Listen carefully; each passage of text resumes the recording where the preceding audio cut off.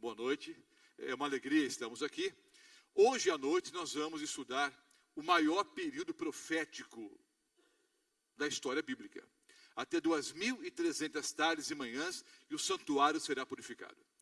É fato que muitos adventistas do sétimo dia frequentam a igreja há muitos anos. Têm uma noção do que é o assunto, mas não sabem explicar. Eu vou tentar apresentar esse tema da maneira mais simples possível, para que todos nós entendamos. Não é fundamental que você decore as datas. Se você tiver uma boa memória e conseguir decorar as datas, melhor. Mas o mais importante é entendermos o processo. O mais importante é entendermos o que é que o Senhor Jesus está fazendo hoje no santuário celestial. Há material aqui, queridos, para estudarmos semanas ou meses. Há livros sobre esse assunto.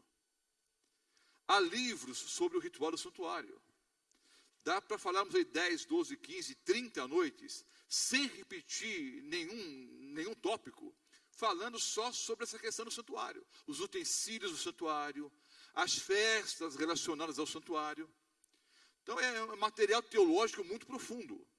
Mas o que nós queremos aqui essa noite é apresentarmos para vocês o básico, para que todos nós entendamos o que é que o Senhor Jesus faz hoje no santuário celestial. Então, o maior período profético, o maior período profético da história bíblica e consequentemente da história do planeta. Até 2.300 tardes e manhãs e o santuário será purificado. O tema da palestra é o começo do fim. Essa é a última profecia de tempo. A partir do cumprimento dessa profecia, o Senhor Jesus poderia ter voltado e poderá voltar a qualquer momento. Essa é a última profecia com data marcada. A partir do momento em que se cumpriu essa profecia, o Senhor Jesus poderia e poderá voltar a qualquer momento. Já estudamos aqui a primeira mensagem angélica. Aliás, estudamos as 3 mensagens angélicas de Apocalipse, capítulo 14. A primeira mensagem angélica é temer a Deus e dar-lhe glória, pois é chegada a hora do seu juízo. E adorai aquele que fez do céu, a terra, o mar e as fontes das águas. Apocalipse 14, os versículos 6 e 7. O versículo 6 é o preâmbulo. A mensagem propriamente dita é o versículo 7. Então, é chegada a hora do seu juízo. Apocalipse 22, o versículo 12. Acompanhe na sua Bíblia, vá anotando, abra a Bíblia, leia na Bíblia. Mas nós já colocamos o quadro hoje para ganharmos um pouco de tempo. Mais de 2.500 versículos bíblicos dizem que o Senhor Jesus voltará a esse planeta. Há 1.256 promessas na Bíblia. A maior parte delas tem a ver com a volta do Senhor Jesus. Aqui está uma das promessas. Eis que cedo venho, e o meu galardão está comigo, para dar a cada um, segundo ou conforme a sua obra. Apocalipse 22, versículo 12. Segunda carta do apóstolo Paulo aos Coríntios. Segunda carta do apóstolo Paulo aos Coríntios, o capítulo 5, o versículo 10. Porque importa que todos nós compareçamos perante o tribunal de Cristo, para que cada um que receba segundo o bem ou o mal que tiver praticado, que tiver feito através do seu corpo. Todos nós vamos comparecer diante do tribunal de Deus, para respondermos pelas coisas boas e pelas coisas ruins que fizemos através do quê? Do nosso corpo. Queridos, é muito comum pessoas procurarem os pastores e levantar a seguinte questão. Até pessoas colocaram na caixinha aqui de pedidos de oração algumas perguntas. E há pessoas sinceras que se preocupam com o destino eterno de entes queridos. Pessoas que já faleceram, por exemplo. Ah, pastor, meu pai era assim, assim, assim, teve tantas oportunidades, aparentemente não tomou a decisão, o que o senhor acha? Olha, a minha mãe foi assim, assim, assim, estava firme na igreja, depois se afastou, e infelizmente morreu no acidente, o que o senhor acha? Eu não acho nada. Eu não tenho a mínima condição de tecer qualquer tipo de comentário. Quem sou eu para julgar? Quem sou eu para dizer se a pessoa está salva ou perdida? A única afirmação que eu posso fazer categoricamente é que vocês podem ter certeza absoluta que o julgamento vai ser o quê? Correto e justo. Porque o Senhor Deus é o único governante totalmente justo em todo o planeta. Ele é um juiz perfeito, justo. Porque só nele encontramos o perfeito equilíbrio entre amor e lei. E na verdade as duas coisas se confundem. Porque as duas são um reflexo do próprio caráter de Deus. Mas humanamente falando, se o governo divino, ou a justiça divina, fosse só amor, seria o quê? Anarquia. Cada um faz o que bem entende. Liberou geral. Cabanão, mundão. Não é? É bem o estilo brasileiro assim. Tudo vai acabar em pizza. Não é? Então, se fosse só amor, seria o quê? Anarquia. Se fosse só lei, seria o quê? Tirania. Então, não é nem anarquia, nem tirania. Deus é o governante o quê? Perfeito. Por isso que ele é totalmente justo. Então, você pode ter certeza absoluta de que o juízo vai ser correto e justo. Todas as oportunidades foram dadas. Aliás, queridos, a Bíblia afirma que até os loucos podem encontrar o caminho da salvação. Tem que ser pior do que louco para jogar a vida eterna fora. Está facinho, facinho para o céu. É só aceitar Jesus como Salvador e Senhor. Aliás, é muito mais fácil agradar a Jesus do que agradar ao mundo. Se você parar para pensar um pouquinho, o mundo cobra muito mais do que Jesus. É muito mais difícil agradar o mundo do que agradar a Cristo. Ah, pastor, eu discordo. Então eu vou abrir uma janelinha para explicar esse assunto que eu explico numa outra aula. E talvez volte ao tema. E já mencionei esse assunto em aulas anteriores. Eu vou falar um pouquinho sobre isso então, já que eu toquei no assunto. A cor da sua pele pesa no mundão ou não pesa lá fora? Sim ou não? Não vê que hipocrisia. Os meus irmãos negros e pardos que estão aqui me digam se a cor da sua pele pesa lá fora ou não pesa. Sim ou não? Bom, não há preconceito no Brasil. Ah, sim. Menor do que em outros lugares. Mas, infelizmente, há racismo em qualquer lugar do planeta. E todo pecado é terrível diante de Deus. Mas alguns pecados são piores, né? Se há uma idiotice, é a pessoa ser racista, não é? Você julgar alguém pela cor da pele. Se há uma coisa idiota, né, no ser humano, é o racismo. E há outras idiotices que as pessoas, né, cometem por aí. Mas a cor da sua pele pesa lá fora ou não? Sim ou não? E para Jesus? Se você é branco, negro, amarelo, vermelho, tanto faz. A sua conta bancária, lá no mundão, é importante ou não é? Sim ou não? Em algumas igrejas também, não é? Mas para o Senhor Jesus, não. Se você é rico, pobre, se você deve ao banco, não deve, isso não importa para ele. A grife da sua roupa, lá fora, pesa ou não? Sim ou não? Tanto é verdade que há jovens que morrem por um par de tênis, por uma calça jeans, uma jaqueta, uma blusa, uma camiseta. Lá fora, pesa ou não pesa? E para Jesus? A marca do seu automóvel pesa lá fora ou não? Pesa. E para Jesus? Não. Para pensar um pouquinho. A maior parte das decisões que tomamos, nós tomamos para agradar os outros. Querem alguns exemplos? Quando você corta o cabelo, e já passou da hora de eu cortar o meu, né? Mas quando você corta o cabelo, você corta mais para agradar os outros. Você quer ter uma aparência para agradar quem? Os outros. As academias estão superlotadas. Não de pessoas que querem saúde física. Talvez algumas exceções sim. A maioria quer o quê? Aparência física. De acordo com os padrões que o mundo exige. E eu não sou contra. Se você faz esse tipo de exercício, eu não sou contra. Não é pecado fazer, não. Pode fazer à vontade. Agora, eu jamais vou pagar para levantar ferro. Pagar para ficar levantando peso. Ou vai trabalhar no Porto de Santos. Né? Pega um saco de 40 quilos aqui, outro de 40 aqui, faz uma viagem, 2, 5, 10, ganha um trocado e fica forte. Pega numa enxada, né? E ganha um trocado ainda. Mas eu não sou contra. Mas nota, as pessoas pagam para levantar peso. Pagam para trabalhar, porque querem uma aparência física de acordo com aquilo que o mundo exige. Quando você compra um automóvel, você escolhe a cor do carro? Sim ou não? Para quê? Você vai dentro. Se o cara é cor de abóbora, cor de rosa, vermelho, não interessa. Deveria interessar o custo-benefício, é um carro seguro, é um carro econômico. Não, você escolhe a cor para agradar os outros. Já captaram a mensagem ou não? Queridos, o mundo exige muito mais. E você passa uma grande parte da vida para agradar quem? O mundo, os outros. O Senhor Jesus exige muito menos. Para o Senhor Jesus só interessa o seguinte: você o ama ou não?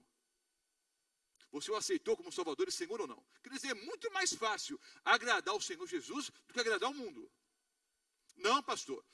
Aí eu vou discordar do Senhor, porque o Senhor Jesus mesmo foi muito claro. O caminho para a salvação é o quê? Estreito. E para a perdição é o quê? Largo. O senhor está errado, eu não estou não. O caminho para a salvação é estreito, porque a maioria não está afim de ir para lá. Então, para não gastarem muito em pavimentação, fizeram mais estreitinha mesmo. A maioria não está afim de ir. O caminho para a perdição é largo, porque a maioria está afim de ir para lá. Tiveram que fazer umas 8 ou 12 pistas. Porque a maioria está afim de se perder. Queridos, é muito mais fácil para o céu. Mesmo porque há todo o poder de Deus à minha disposição. Todos os anjos do céu à minha disposição, para me ajudar. A pessoa do Espírito Santo, a pessoa do Senhor Jesus, a pessoa de Deus o Pai. Milhares ou milhões de fiéis cristãos dispostos a ajudar. Queridos, mais são os que estão conosco. Está muito mais fácil para o céu. Você só não vai se não quer. Então, tudo isso para dizer o seguinte: o julgamento é correto e justo. Tenha certeza absoluta. Há 3 fases no juízo.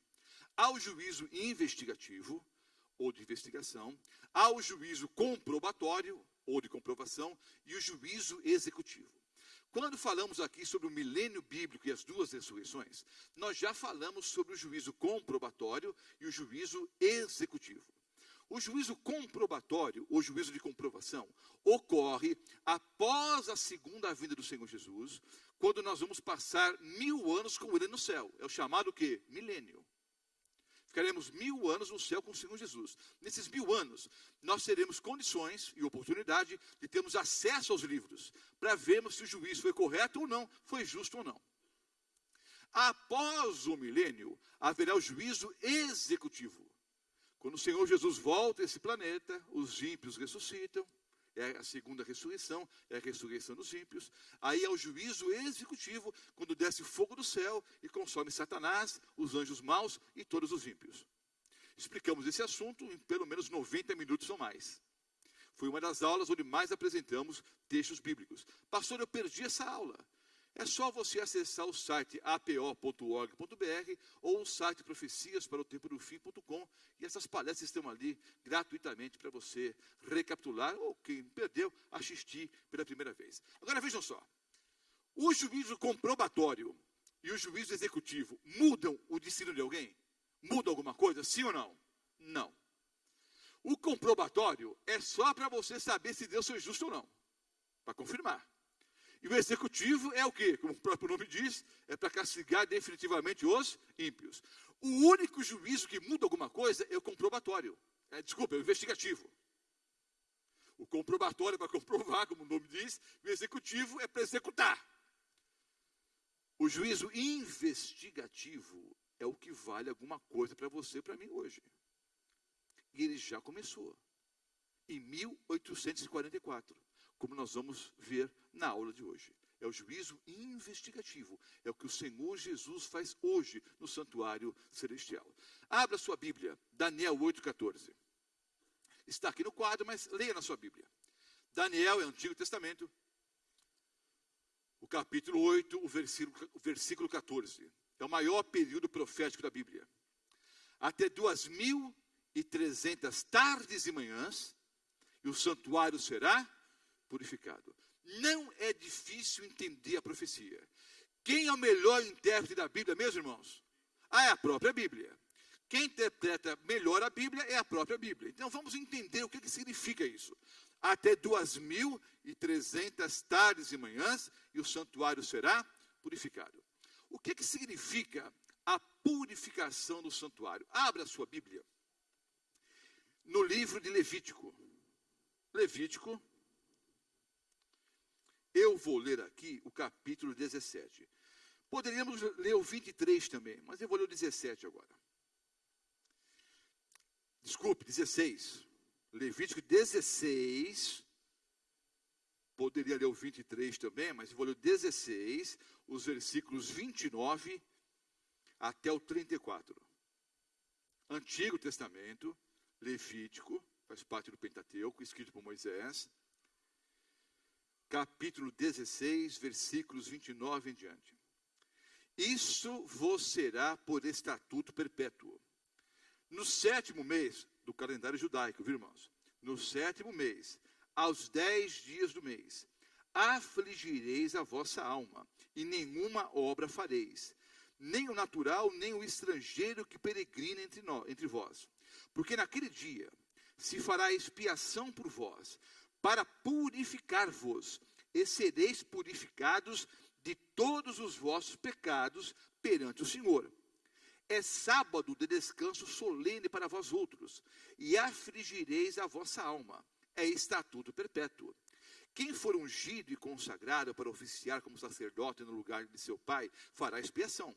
Havendo posto as vestes de linho, as vestes santas, fará expiação pelo santuário, pela tenda da congregação e pelo altar.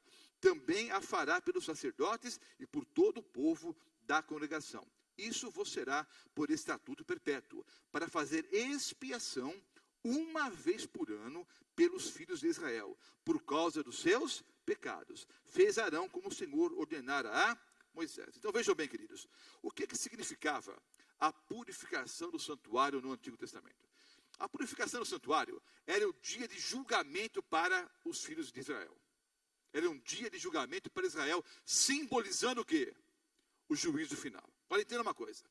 Resumidamente, o pecador arrependido pegava o cordeirinho e orava, confessando seus pecados, colocando as duas mãos sobre a cabeça do cordeirinho.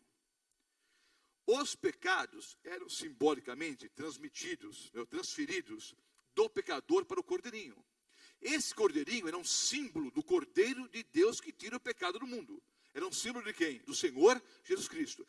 Tudo que era feito no ritual do santuário, todas as festas cerimoniais, tudo que ocorria ao redor do santuário e dentro do santuário, era uma prefiguração, era um tipo, era um símbolo do sacerdócio, do ministério do nosso Senhor e Salvador Jesus Cristo. Tudo isso se aplicava ao ministério do Senhor Jesus. Então o cordeirinho simbolizava o Cordeiro de Deus que tira o pecado do mundo. Após confessar os pecados, o pecador matava o animalzinho. O sacerdote pegava ali o sangue do animalzinho numa vasilha. A maior parte do sangue era despejado na beira do altar. Parte do sangue era levado dentro do santuário, no lugar santo. Havia uma separação entre o lugar santo e o lugar santíssimo. Cada detalhe vale uma aula ou duas, queridos. Eu estou indo ao ponto aqui. Diariamente havia o sacrifício da manhã e o sacrifício da tarde. Então, diariamente, o sangue era aspergido. Aonde? No véu, que separava o lugar santo do lugar santíssimo. Isso todos os dias do ano. No 10º dia do 7º mês, havia o Yom Kippur, o dia da purificação. O grande dia do perdão. Entenda uma coisa, queridos. Quando o judeu confessava o seu pecado, o pecado na hora era perdoado. Mas o pecado era simbolicamente, figuradamente, transferido para dentro do santuário. Uma vez por ano havia o Yom Kippur. No Yom Kippur havia a purificação do santuário. Mas pastor, todo dia jogavam sangue lá? Jogava. De manhã e à tarde, de manhã e à tarde. Tinha janela no santuário? Não, não tinha. Ficava no deserto? Ficava. Não fedia? Fedia muito. Esse é um dos motivos que tinha um incensário ali. Em parte para amenizar o cheiro. Mas a malícia é importante, queridos. O pecado fede para Deus. É um cheiro ruim. Uma vez por ano havia a purificação do santuário. Na hora que o judeu confessava o pecado era perdoado. Mas havia um dia no ano em que o pecado era o quê? Apagado dos registros. Entenderam? Era o dia da purificação do santuário. Esses pecados que simbolicamente eram transferidos para dentro do santuário, uma vez por ano, eles eram definitivamente o quê? Apagados. É isso que o Senhor Jesus faz hoje no santuário celestial, mas daqui a pouco eu vou explicar melhor. Notem, esse dia era chamado de sábado também, mas não era o sábado, o sétimo dia da semana. Além do sábado moral, quarto mandamento da lei de Deus, existiam mais 7 sábados cerimoniais. Talvez em uma outra aula eu explique isso. Um dos sábados cerimoniais era o Yom Kippur. Podia cair em qualquer dia da semana. Era o quê? Dia de convocação solene, santa convocação. Não faziam nenhum tipo de trabalho e deviam afligir a alma diante de Deus. Uma outra festa precedia o Yom Kippur. Que festa era mesmo? Já falei aqui, eu mencionei aqui. A festa das trombetas, que durava 10 dias. Eram 10 dias de toques de trombetas, preparando o povo para o dia do juízo. Preparando o povo para o Kippur. O Yom Kippur, dia do juízo. O dia do grande perdão. Quando falei aqui sobre as 3 mensagens angélicas, eu disse que os 10 dias da festa das trombetas, ou a festa das trombetas, se cumpre, ou se cumpriu, na primeira mensagem angélica. O que os 10 dias de toque de trombetas faziam? Dizia o que para o povo? É chegada a hora do seu juízo. Eram 10 dias de preparo para o dia do juízo, para o Yom Kippur. A primeira mensagem angélica diz, é chegada a hora do seu juízo. Então entendam, de maneira muito clara. A festa das trombetas cumpriu-se literalmente na primeira mensagem angélica. Quando o anjo vem e diz, chegou a hora do juízo, devemos nos preparar agora para esse grande dia do Senhor. Vou explicar essa questão de tarde e manhã. Houve tarde e manhã o primeiro dia, tarde e manhã o segundo dia, estão aí os textos de Gênesis capítulo 1. Lemos esses textos quando falamos sobre a guarda do sábado. Vejam bem, queridos, algumas pessoas e até algumas bíblias, infelizmente foram adulteradas em relação a esse versículo, Daniel 8,14. Alguns colocaram assim, até 2.300 sacrifícios. Porque alguns interpretam esse texto, até 2.300 tardes e manhãs, como se fosse 1.150 dias. Por que 1.150 dias? Porque eles contam o sacrifício da manhã e o sacrifício da tarde. Então, alguns pegaram esse texto e interpretaram assim, 2.300 tardes e manhãs é igual a 2.300 sacrifícios. Haviam 2 sacrifícios por dia, o sacrifício da manhã e o sacrifício da tarde. Então, são 1.150 dias. A tese é totalmente furada. Vou explicar por quê. Quando a Bíblia fala no ritual do santuário, ela diz o seguinte, sacrifício da manhã e sacrifício da tarde. Sacrifício da manhã e sacrifício da tarde. Quando a Bíblia fala num ciclo de 24 horas, a Bíblia diz tarde e manhã. Entenderam? Ué, pastor, é a mesma coisa. Manhã ou tarde e manhã, mesma coisa, coisíssima nenhuma. Quando a Bíblia se refere aos sacrifícios, ela sempre diz sacrifício da manhã e sacrifício da tarde. Todas as vezes que a Bíblia fala sobre ciclo de 24 horas, a Bíblia diz, houve tarde e manhã. Então, 2.300 tardes e manhãs não são 1.150 dias, ou 2.300 sacrifícios. São 2.300 o quê? Dias. Houve tarde e manhã, o primeiro dia, tarde e manhã o segundo, tarde e manhã o terceiro. Então, indo direto ao ponto, queridos. 2.300 tardes e manhãs está claro na Bíblia, que significa o quê? 2.300 anos. Por que 2.300 anos? Vamos ver aqui. A chave profética. Números 14 e 34 e Ezequiel 4, os versículos 6 e 7. Já lemos esses 2 versículos quando falamos sobre um tempo, 2 tempos, metade de um tempo. Lembram? Quando estudamos aqui sobre a supremacia papal, os 1.260 anos. Já lemos os 2 textos, vamos ler de novo. Números 14 e 34. Segundo o número dos dias em que espiaste a terra, 40 dias, cada dia representando um ano. Aqui está a chave bíblica. Em profecia, cada dia o quê? Representa um ano. Ezequiel 4, os versículos 6 e 7. Levarás sobre ti a iniquidade da casa de Judá. 40 dias te dei, cada dia por um ano. Então, note, queridos, Em profecia bíblica, a chave é a seguinte: um dia vale um ano. Então, 2.300 tardes e manhãs são 2.300 dias. Mas é profecia. Em profecia, um dia vale um ano.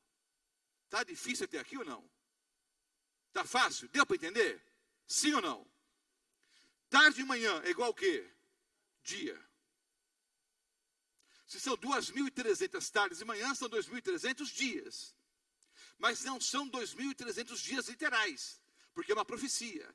Em profecia bíblica, dia vale um ano. Então, 2.300 tardes e manhãs é equivalente a 2.300 anos. Está simples, é só conhecer as chaves bíblicas. Tá? 2.300 dias igual a 2.300 anos. Alguns não, a maioria absoluta dos evangélicos e católicos também, colocam o cumprimento das profecias do Antigo Testamento, quase todas elas, no Antigo Testamento. Os evangélicos, a maioria deles, colocam o cumprimento das profecias de Daniel para os tempos de Daniel, ou no máximo até o segundo século antes de Cristo. Aplicam muitas profecias, por exemplo, para Antíoco Epifânio, que viveu 2 séculos antes de Cristo. Será que a aplicação é correta? O tema do seminário é profecias para o tempo do fim. Então vejam só, queridos. Daniel 8, o versículo 17. No mesmo capítulo, o que o anjo diz para Daniel? Entende, filho do homem, pois esta visão se refere ao tempo do fim. Antigo Testamento é tempo do fim? Pode responder sem medo. Segundo século antes de Cristo é tempo do fim? É lógico que não. Então está claro que é profecia para os nossos dias, é profecia para o tempo do fim. Daniel 12, versículo 4. Tu, porém, Daniel, encerra as palavras e sela o livro até o tempo do fim. Muitos o esquadrinharão e a ciência se multiplicará.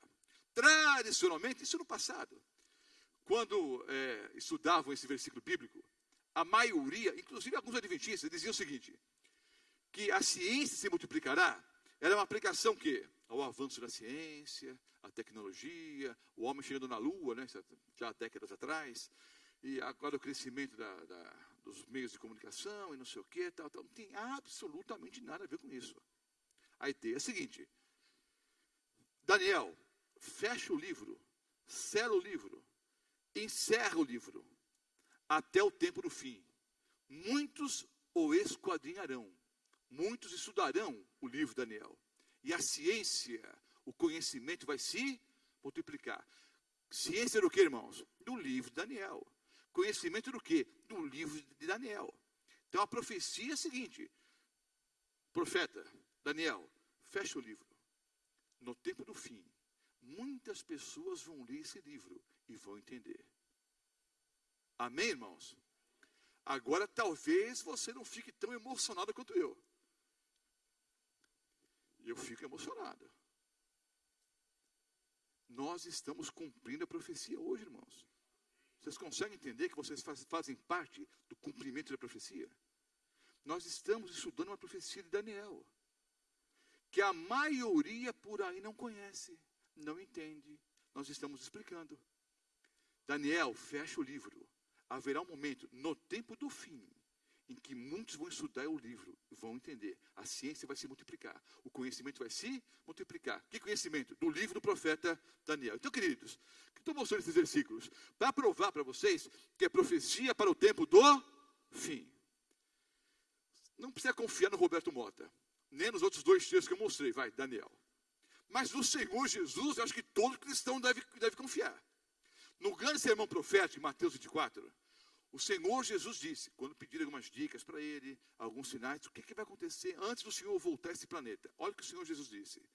Quando, pois, virdes o abominável da desolação, de que falou o profeta Daniel, no lugar santo, quem lê, entenda. Então, notem, queridos, no grande sermão profético, em Mateus 24, quando os discípulos perguntaram sobre sinais da sua vinda, um dos sinais que ele mencionou foi o quê? Quando virdes o abominável da desolação, do que falou o profeta Daniel. Então, o Senhor Jesus pegou as profecias de Daniel e jogou para onde? Para o futuro. Então, essa tese de que as profecias se cumpriram até o 2º século antes de Cristo, não resiste às palavras do Senhor Jesus. O próprio Senhor Jesus disse, é profecia para o tempo do fim.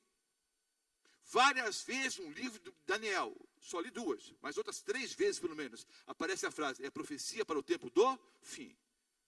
Então essa profecia deveria se cumprir no tempo do fim. Qual é a chave para entendermos Daniel capítulo 8? Ele não entendeu a visão. Ele orou a Deus. Em Daniel capítulo 9, nós temos então a explicação. Abra sua Bíblia em Daniel 9. Daniel capítulo 9.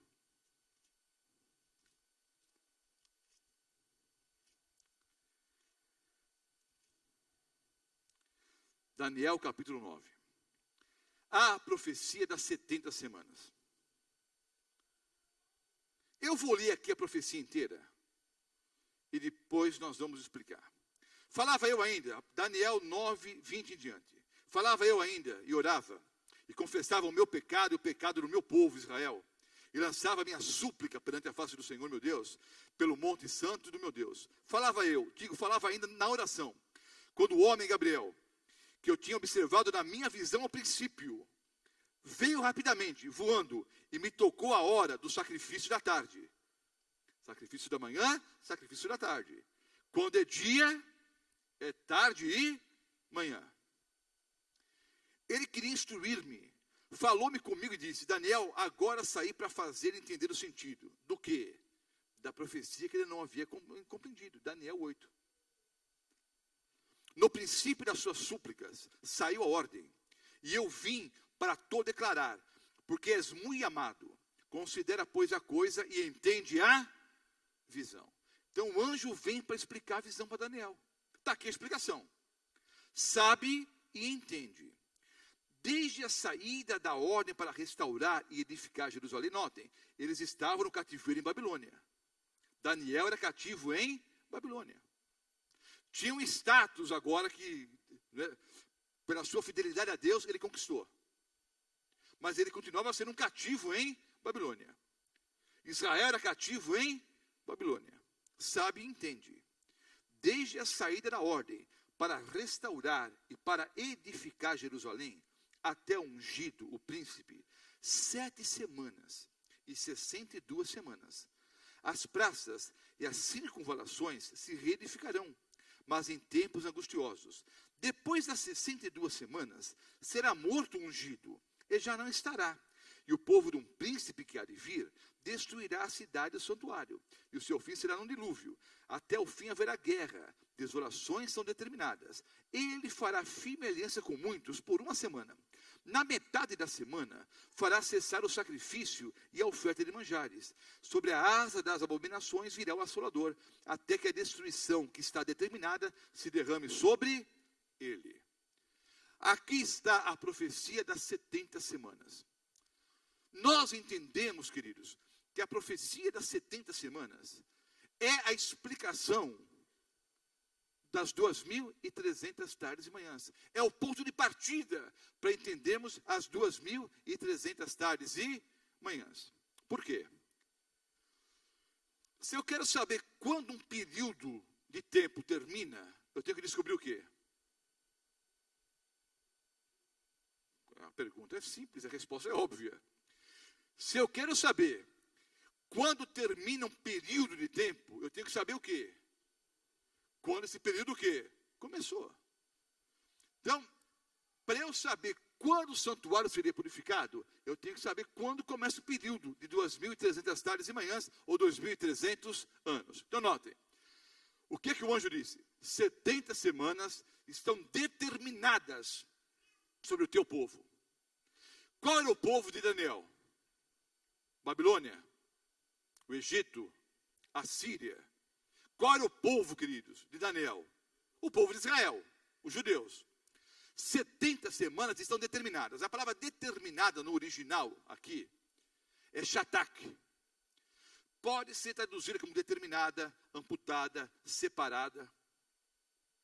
70 semanas estão determinadas, shatak é a palavra.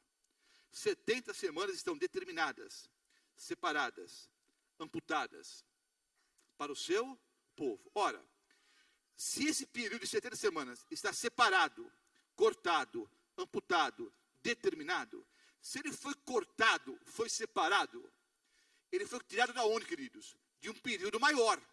Se eu quero cortar uma fatia, né, a fatia sai da onde, queridos? De um todo. A fatia de um bolo é uma parte do quê? Do bolo inteiro. Então, 70 semanas, 70 vezes 7, 490. 490 anos estão separados para o teu povo. Então, entenda uma coisa, Daniel. Dos 2.300 anos, os primeiros 490 estão separados para Israel. Então, você sabe e entende. Quando sair a ordem para vocês saírem de Babilônia, para reconstruir Jerusalém, é o começo da profecia. Entenderam? Quando sair a ordem para restaurar e edificar Jerusalém, é o que? O começo da profecia. 70 semanas estão determinadas, cortadas, amputadas, separadas para o teu povo. 70 vezes 7, 490. 490 anos separados para o povo de Israel. Expliquei. Em hebraico, a palavra determinada significa o quê? Cortada, amputada. 490 cortados de um bolo maior. Cortados de onde? Dos 2.300 anos, das 2.300 tardes e manhãs. Desde a ordem para sair e reconstruir Jerusalém. Em Esdras, há 3 decretos que envolvem esse assunto. O primeiro decreto, queridos, está em Esdras 1 a 11, eu não vou ler. No ano 537, entre 537 e 538, antes de Cristo, saiu o primeiro decreto de Ciro. Esse decreto era para recensear o quê? O povo. Além de recensear o povo, né, permitia que alguns voltassem para Jerusalém para reconstruir somente o que? O santuário. Então foi um decreto parcial. Houve um segundo decreto. Esse segundo decreto, queridos, é de Dario. O segundo decreto está registrado em Esdras 6, 6 a 11. E data do ano 519 a.C. Esse decreto praticamente só reafirmou o primeiro. Entenderam? O grande decreto que deu liberdade política e religiosa para eles saírem do cativeiro de Babilônia, voltarem para Jerusalém e reconstruir o templo e a cidade, foi o decreto de Artaxerxes, no ano 457 a.C. Em 457 a.C., houve o grande decreto para que o povo pudesse voltar para Jerusalém, reconstruir o templo e reconstruir a cidade. O primeiro decreto de Ciro, o segundo de Dario, foram decretos incompletos. O grande decreto foi o terceiro. E eu sei que há muita discussão, mesmo entre os adventistas. Ah, pastor, por que escolhe o terceiro e não escolhe o primeiro e o segundo? A chave é simples. Esdras 6,14. Abra sua Bíblia. Esdras 6 e o versículo 14. Esdras 6, 14. Há muita discussão. Por que os adventistas do sétimo dia partem do terceiro decreto? Por que não escolhem o primeiro? Por que não escolhem o segundo? Escolheram o terceiro para coincidir a profecia? Não. A chave está aqui. Esdras 6, 14. Os anciãos dos judeus iam edificando e prosperando em virtude do que profetizaram os profetas Ageu e Zacarias, filho de Ido. Edificaram a casa, aqui já estava colocando em prática a profecia, né? Já saíram, já estavam, né, em Jerusalém, reedificando a casa do Senhor.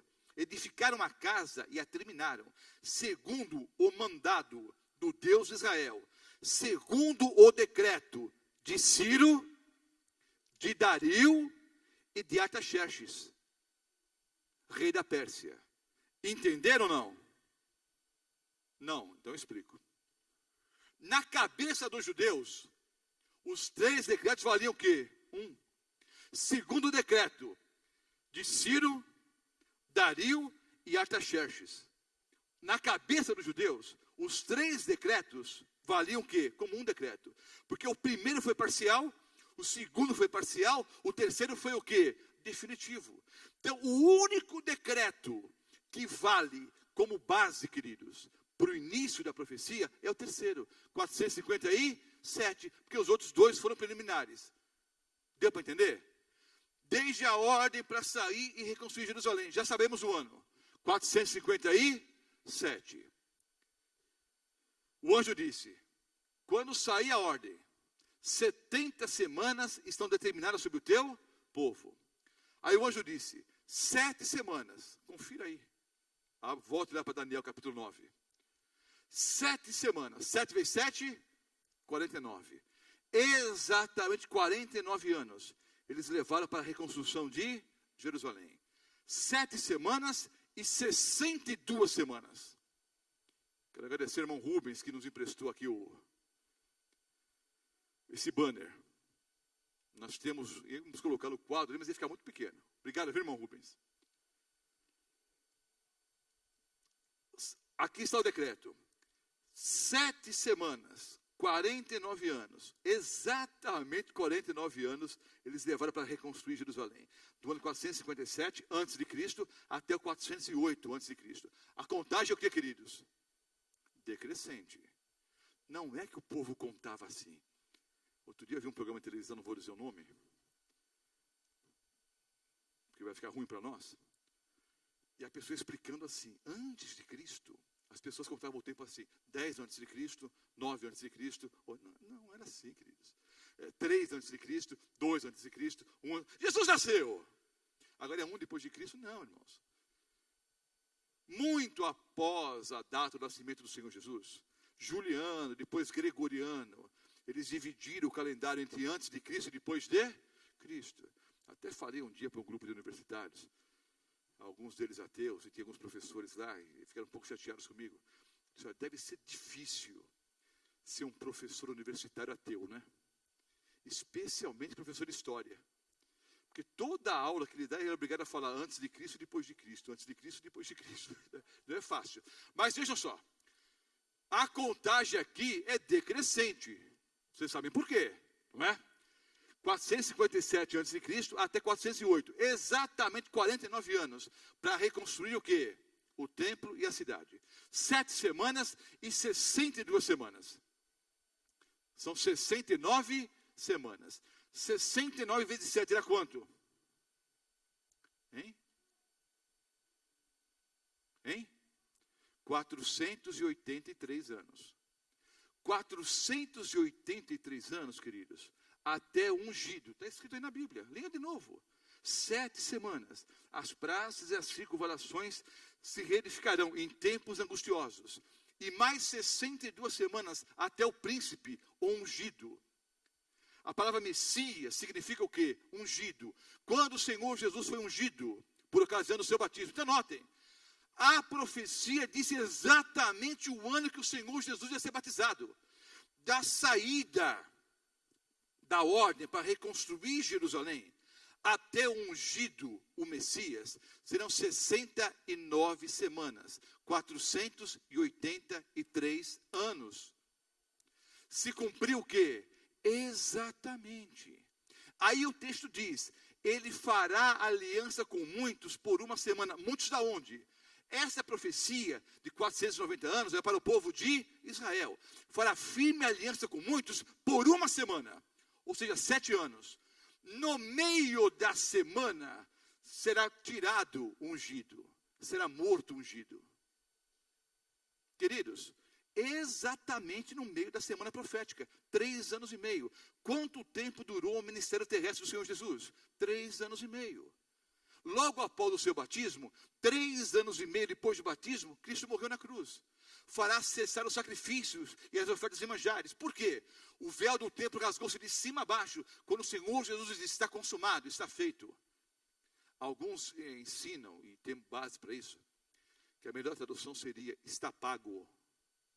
quando Cristo diz está consumado ou está feito, você pode ler assim, está pago. Ele pagou a sua dívida e a minha dívida. Exatamente como a profecia diz, queridos. A profecia dá o ano exato do batismo do Senhor Jesus. E a profecia dá a data exata de quando o Senhor Jesus iria morrer, quando o Messias iria morrer. Fará firme aliança com muitos por uma semana. Logo após a morte do Senhor Jesus, aconteceu o que, queridos? Que fato? Abra sua Bíblia em Atos. Vá para Atos.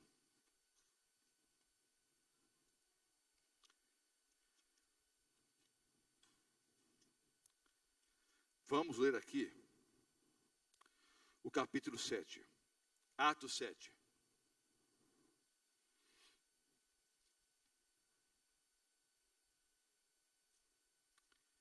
Eu vou ler aqui os versículos 54 em diante. Atos 7.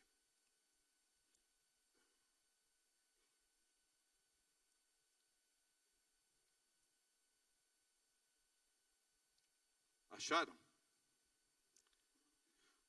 Os versículos 54 em diante. Ouvindo eles isto o quê?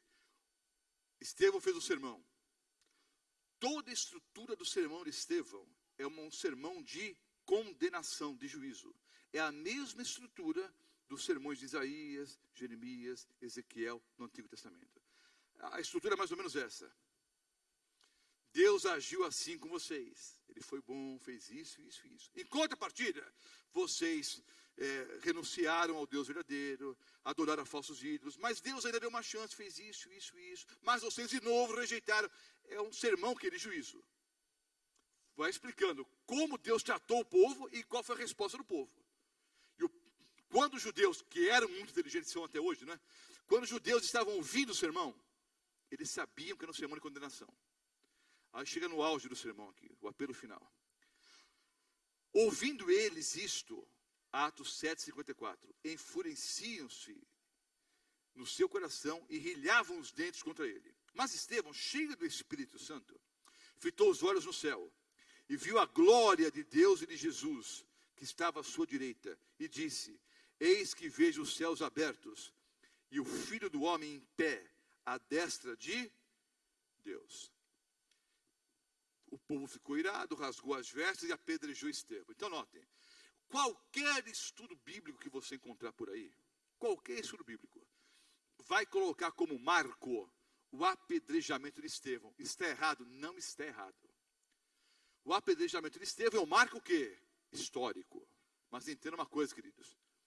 Se Estevão tivesse sido apedrejado ou não, não ia mudar nada. O que de verdade encerra a profecia foi a visão de Estevão. Vamos ver os bons alunos aqui, que eu já expliquei isso em outras aulas. Estevão vê o céu aberto e vê o Senhor Jesus em pé, à destra de Deus o Pai. É o que está escrito aí ou não? Sim ou não? Estava em pé ou sentado? Em pé. Todas as vezes que o juiz está em pé, é o que mesmo? Final de juízo. Fará firme aliança com muitos por uma semana. 70 semanas estão determinadas sobre o teu povo, Israel. 490 anos. Uma semana, 49 anos para reconstruir Jerusalém e o templo.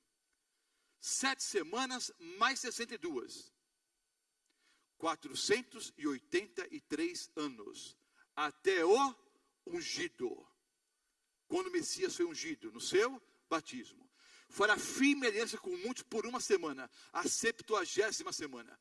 Os cristãos dispensacionalistas pegam a 70ª semana, a semana 70, e jogam para qualquer momento no futuro. Tem lógica isso? Não, isso é uma idiotice. Por quê? É simples.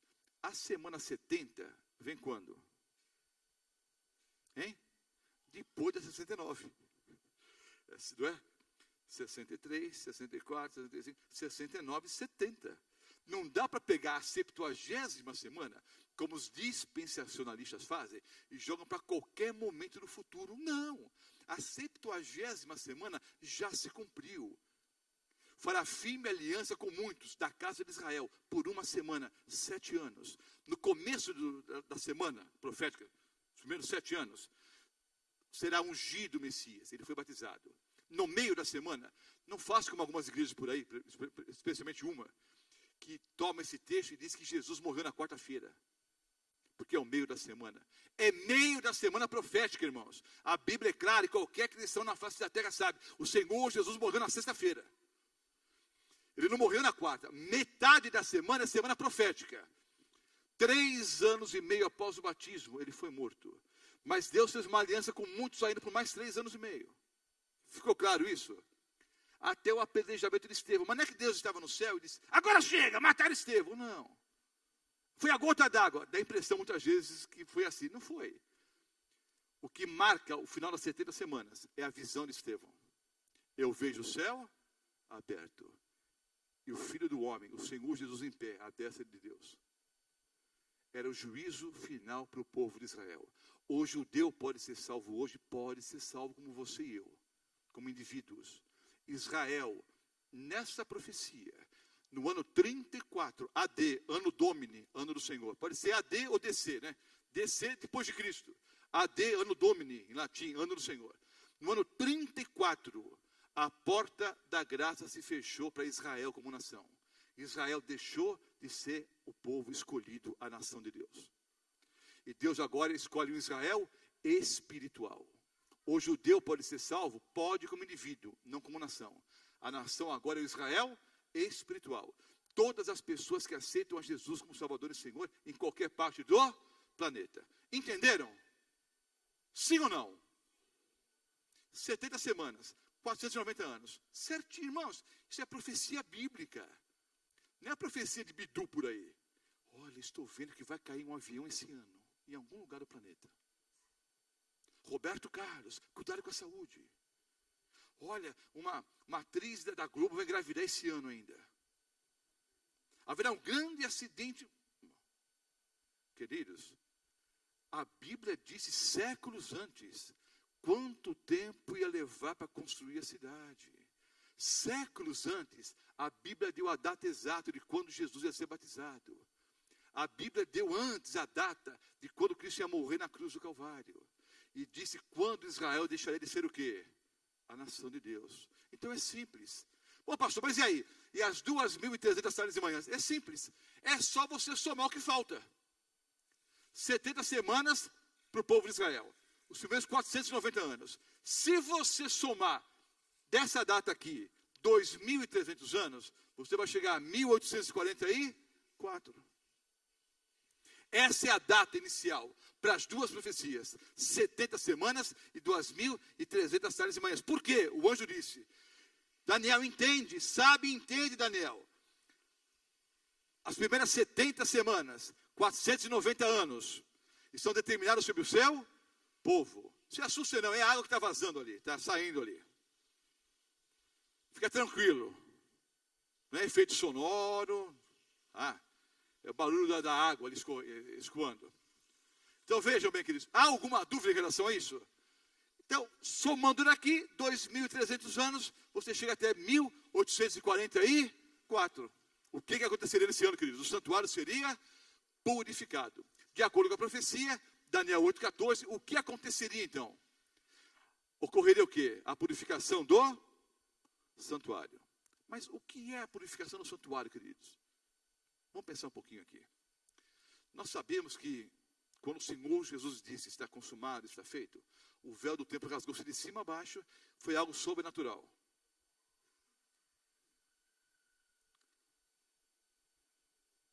Se fosse de baixo para cima, podia ser que alguns homens fortes pudessem rasgar o véu, né? Mas o véu rasgou-se de cima a baixo. Deus colocou um ponto final em todo aquele cerimonialismo. As leis que foram abolidas, queridos, foram as leis cerimoniais. Quando o Senhor Jesus morreu na cruz do Calvário. Bom, então, se o véu do templo rasgou-se de cima a baixo, e nós sabemos que no ano 70, o templo foi destruído, quando os soldados romanos invadiram Jerusalém, e destruíram toda a cidade, não ficou pedra sobre pedra, inclusive o templo foi destruído. Então, se a Bíblia diz, até 2.300 tardes e manhãs, e o santuário será purificado, o santuário a ser purificado não podia ser o terrestre. Por quê? Não existe mais. O Senhor Jesus, na cruz do Calvário, pôs um ponto final no cerimonialismo, e anos depois, o santuário foi o quê? Destruído. Então, notem, queridos, qual é a chave aqui? Há vários versículos, apenas dois. Êxodo 25, 40. Êxodo 25, 40. Há vários textos. Menciono apenas dois. Vê, pois, que tudo faça segundo o modelo que te foi mostrado no monte. Entenderam? O que Deus disse? Faça o santuário de acordo com o modelo que te foi o quê? Mostrado no monte. Números 8, o versículo 4. O candelabro era feito de ouro batido, desde o seu pedestal até as suas flores, segundo o modelo que o Senhor mostrou a Moisés. Assim ele fez o candelabro. Então Deus mostrou o quê? O modelo. Faça exatamente desse jeito aqui. Hebreus 9, 24. Porque Cristo não entrou em santuário feito por mãos, figura do verdadeiro. Porém aonde? No céu, no mesmo céu, para comparecer agora por nós diante de Deus. Vejam a chave, queridos. O santuário do Antigo Testamento era o quê? Era uma sombra, era uma cópia do original. Deus mostrou o original para Moisés. Deus mostrou o original para os filhos de Israel. Esse aqui é o original. Façam de acordo com o original. E o apóstolo Paulo, nós cremos que o apóstolo Paulo é o autor da carta aos Hebreus. O apóstolo Paulo disse, inspirado por Deus, porque o Senhor Jesus não entrou num santuário no céu, feito por mãos humanas, que era figura, era cópia do verdadeiro.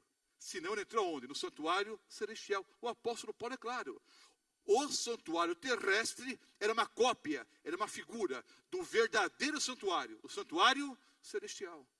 Então, queridos, o santuário a ser purificado não era o planeta Terra, nem o santuário terrestre. Até 2.300 tardes e manhãs é chegada a hora do seu juízo, no tempo do fim. O santuário celestial vai ser purificado. Mas pastor, no céu tem alguma coisa impura? A ideia aqui é a seguinte: quando você pede perdão, Deus perdoa o seu pecado quando?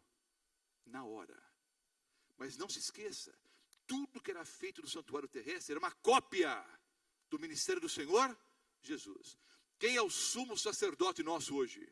O Senhor Jesus Cristo. O sumo sacerdote, o Senhor Jesus, está trabalhando aonde? No santuário celestial. Qual que é a missão dele no santuário celestial hoje, queridos? A mesma do sumo sacerdote no Yom Kippur. A purificação do santuário. Veja o que acontece. Eu pedi perdão ontem, ou antes de ontem, ou ano passado. Deus perdoou na hora. No juízo investigativo, no santuário celestial, ele olha para o registro e vê se eu fui realmente fiel ou não, se houve mudança de vida. E aí ele apaga do registro celestial. É o que o Senhor Deus fazia no Antigo Testamento, no Yom Kippur. É o que o Senhor Jesus faz hoje no santuário celestial. Ele quer apagar os seus pecados e os meus pecados. Ele perdoa na hora. Mas há um dia em que ele o quê? Apaga todos. Olha aqui o texto. Atos 3, o versículo 19. Atos 3, 19. Arrependei-vos e convertei-vos, para que sejam o quê? Apagados os vossos pecados, de sorte que venham os tempos de refrigério. Deus perdoa e depois o quê? Apaga os pecados. Ele apaga quando? No Yom Kippur celestial. É o juízo investigativo, que começou quando? Em 1844. Veio a hora do seu juízo. Que juízo? Executivo? Não. Comprobatório? Não. Que juízo o Senhor Jesus começou aqui, queridos? O investigativo. Quem ele investiga? Todas as pessoas da face da terra, sim ou não? Sim ou não? Não. Ele só investiga os que o aceitaram como Salvador e Senhor e foram batizados. São os que têm o nome no livro da vida. Porque o Senhor Jesus mesmo disse, conversando com Nicodemos: Deus amou o mundo de tal maneira que deu seu único filho, para que todo aquele que nele crê não pereça, mas tenha a vida eterna. Todo mundo sabe de cor. Que texto é esse? João 3,16. Aí ele continuou dizendo: porque Deus enviou seu Filho ao mundo, não para que condenasse o mundo, mas para que o mundo fosse salvo por ele. Quem nele crê não é condenado. Quem não crê já está condenado. Então entenda uma coisa, queridos.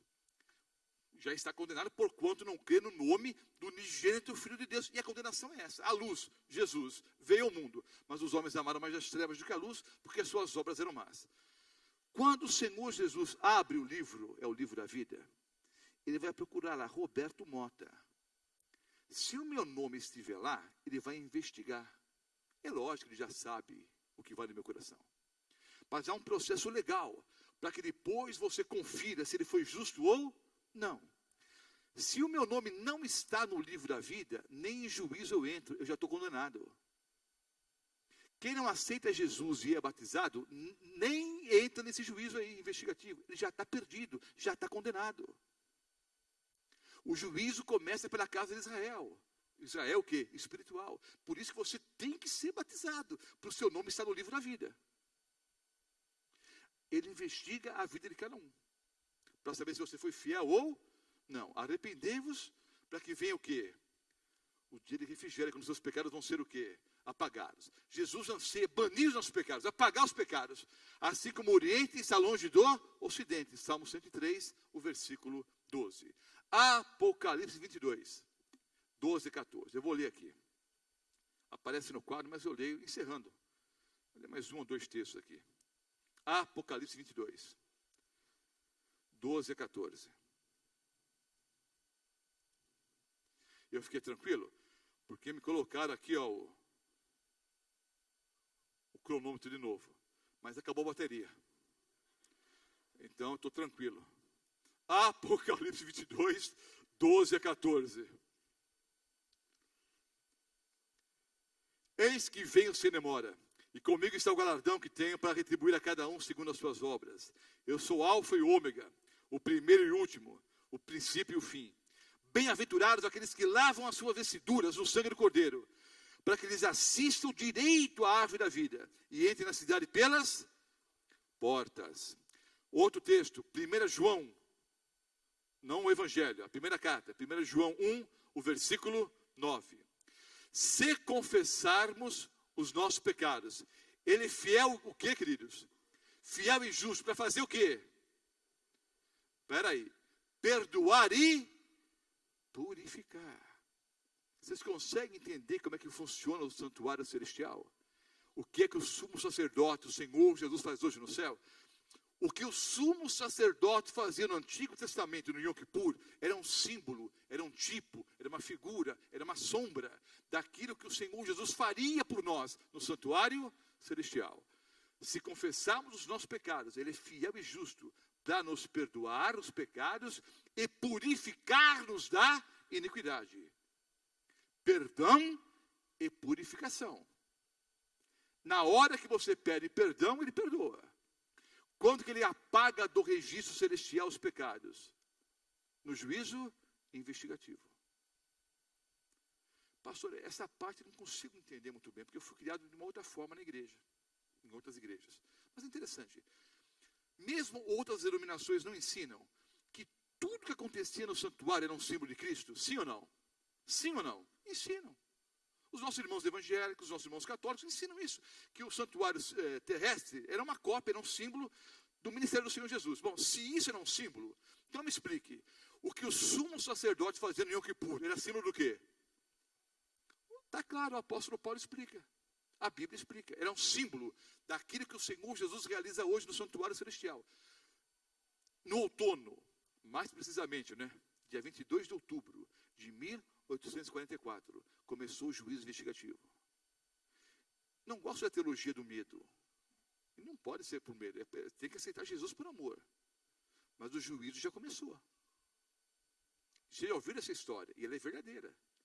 O meu nome pode estar sendo julgado agora? Pode. O juízo já começou. Pode ser meu nome passando agora lá? Pode ser. Quando o Senhor Jesus terminar o juízo investigativo, os livros se fecham. E aí acontece o quê? Hein? Está feito, está consumado. É o final do quê? Do tempo de graça que já estudamos aqui. O fechamento da porta da graça. Acaba o juízo investigativo. Ao selamento, as pessoas recebem o selo de Deus ou a marca da besta. Fecha-se a porta da graça. As 7 últimas pragas são derramadas e Cristo volta a esse planeta. Como já estudamos aqui em outras aulas. Tá ok? Ezequiel 36, os versículos 26 e 27. Olha que promessa. Também vos darei um coração novo, e porei dentro de vós um espírito novo. Tirarei da vossa carne o coração de pedra, e vos darei um coração de carne. Também vos darei um coração novo, e porei dentro de vós um espírito novo. Tirarei da vossa carne o coração de pedra, e lhe darei um coração de carne. Ainda porei dentro de vós o meu espírito, e fareis que andeis os meus estatutos, e guardeis as minhas ordenanças e as observeis. Há alguma pergunta, queridos, sobre o tema de hoje? Pois não.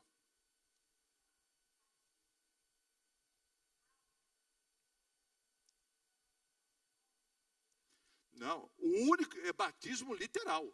É batismo nas águas em nome do Pai, do Filho e do Espírito Santo.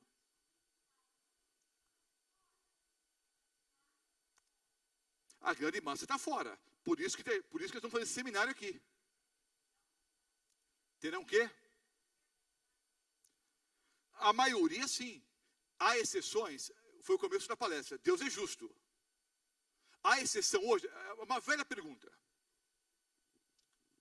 O ladrão, o chamado bom ladrão, que é São Dimas, né? É o santo dos bandidos. Tem até um rap que diz, né, às 45 do segundo, né? Salve arrependido, é Dimas o bandido, sei lá. Bom, tem o bom ladrão e o mau ladrão, certo ou errado? É errado, não tem bom ladrão, os dois eram maus. Só que um ladrão, na hora da cruz, na hora da morte ali, olhou para o Senhor Jesus e o aceitou como Salvador e Senhor. Ele foi batizado? Sim ou não? Aí alguém me perguntou, pastor, então eu também não tenho que ser batizado? Não. Se você estiver crucificado do lado de Jesus, aí você não precisa ser batizado. É uma exceção. Nunca faça da exceção a regra. A regra é, quem crer e for batizado será salvo. Pode haver uma exceção ou outra, tá, o ladrão da cruz é uma exceção? É uma exceção. Eu até falei numa igreja semana passada, que ninguém vai entrar no céu sozinho. Aí a saída é uma pessoa esperta, né? Pastor, e o ladrão da cruz? Milhões de pessoas se converteram por causa do testemunho do ladrão da cruz. Se tem alguém que vai ter estrela na coroa, é o ladrão da cruz. Mas nunca faça, é uma lei para a vida, né? E para a vida espiritual especialmente. Nunca faça da exceção a regra. A regra é, quem crer e for batizado será salvo. Me entenderam? Respondi a pergunta? Mais alguma pergunta?